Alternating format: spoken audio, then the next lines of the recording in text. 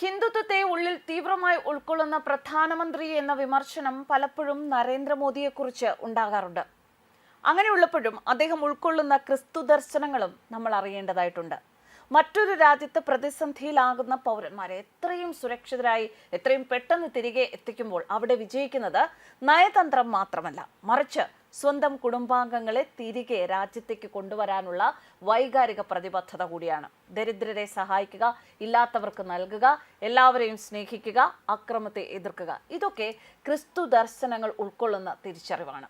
തിങ്കളാഴ്ച വൈകുന്നേരം ന്യൂഡൽഹിയിൽ Catholic bishops conference of India CBCI സംഘടിപ്പിച്ച ക്രിസ്തുമസ് ആഘോഷങ്ങളിൽ പങ്കെടുത്ത് സംസാരിക്കവേ ക്രിസ്തു ദർശനങ്ങൾ ഉൾക്കൊള്ളുന്ന രാജ്യത്തിന്റെ പ്രവർത്തനങ്ങളും നരേന്ദ്രമോദി സൂചിപ്പിക്കുകയുണ്ടായി. വിദേശ നയത്തിൽ ഇന്ത്യ ദേശീയ താൽപര്യത്തിനും മനുഷ്യ താൽപര്യത്തിനും മുൻഗണന നൽകുന്നു.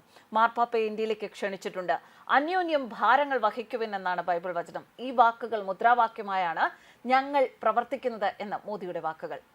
അനുകമ്പയുടെ നിസ്വാർത്ഥ സേവനത്തിന്റെയും പാതയാണ് യേശുക്രിസ്തു ലോകത്തിന് കാണിച്ചു കൊടുത്തത്. എല്ലാവരും ഒന്നിച്ച്, എല്ലാവരുടെയും ക്ഷേമം, എല്ലാവരുടെയും പരിശ്രമം എന്ന പൊതു ലക്ഷ്യവുമായാണ് രാജ്യം ഇന്ന് മുന്നേറുന്നത്. ഇന്ത്യൻ പൗരന്മാർ അവർ എവിടെയായിരുന്നാലും എന്ത് പ്രതിസന്ധി നേരിട്ടാലും അവരെ സുരക്ഷിത സ്ഥാനത്തേക്ക് എത്തിക്കേണ്ടത് പ്രഥമ കടമയായി രാജ്യം കാണുന്നു. യുദ്ധത്തിൽ തകർന്ന അഫ്ഗാനിസ്ഥാനിൽ നിന്ന് ഫാദർ അലക്സിസ് പ്രേംകുമാറിനെ സുരക്ഷിതമായി തിരികെ കൊണ്ടുവന്നത് തനിക്ക് വളരെ തൃപ്തി നൽകിയ സംഭവമായിരുന്നു എന്ന് പ്രധാനമന്ത്രി പറഞ്ഞു. ഒരു പതിറ്റാണ്ട് മുമ്പ് 8 മാസത്തോളം യമനിൽ ബന്ദിയാക്കപ്പെട്ട മാസങ്ങളോളം തടവിലായിരുന്ന ഫാദർ ടോമിനെ രക്ഷപ്പെടുത്തിയതും നരേന്ദ്രമോദി അനുസ്മരിച്ചു. തന്റെ സർക്കാരിനെ സംബന്ധിച്ചിടത്തോളം ഈ ദൗത്യങ്ങളൊക്കെ വെറും നയതന്ത്ര ദൗത്യങ്ങളല്ല എന്നും കുടുംബാംഗങ്ങളെ തിരികെ കൊണ്ടുവരാനുള്ള വൈകാരിക പ്രതിബദ്ധതയാണ് എന്നും പ്രധാനമന്ത്രി പറഞ്ഞു.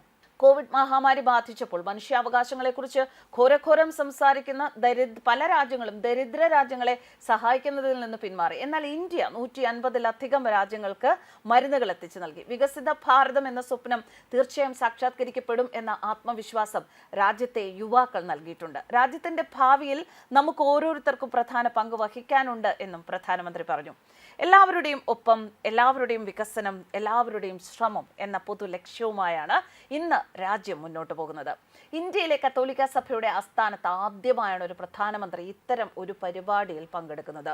1944 സ്ഥാപിതമായ Catholic bishops conference of India ഇന്ത്യയിൽ ഉടനീളമുള്ള എല്ലാ കത്തോലിക്കരുമായും ഏറ്റവും അടുത്ത് പ്രവർത്തിക്കുന്ന സ്ഥാപനമാണ്. കർദിനാൾമാർ, ബിഷപ്പുമാർ, സഭയിലെ പ്രമുഖർ എന്നിവർ ഉൾപ്പെടെ ക്രിസ്ത്യൻ സമൂഹത്തിലെ പ്രധാന നേതാക്കളുമായും മോദി ആശയവിനിമയം നടത്തി. ജോർജ് കുവക്കാടിനെ വിശുദ്ധ റോമൻ കത്തോലിക്ക സഭയുടെ കർദിനാളായി ഫ്രാൻസിസ് മാർപ്പാപ്പ ഉയർത്തിയത് അഭിമാനത്തിന്റെ നിമിഷമാണ് എന്നും അദ്ദേഹം പറഞ്ഞു. കഴിഞ്ഞ വർഷം പ്രധാനമന്ത്രി നരേന്ദ്രമോദി ഈസ്റ്റർ ദിനത്തിൽ പള്ളിയിലെത്തി വിശ്വാസികളെ കണ്ടതും ഈസ്റ്റർ ആശംസ നേർന്നതും ഈസ്റ്റർ പ്രാർത്ഥനയിൽ പള്ളിയിൽ പങ്കുചേർന്നതും എല്ലാം രാജ്യത്തെ ന്യൂനപക്ഷങ്ങളെ സംബന്ധിപ്പിച്ച് അമ്പരപ്പിക്കുന്ന വാർത്തയായിരുന്നു.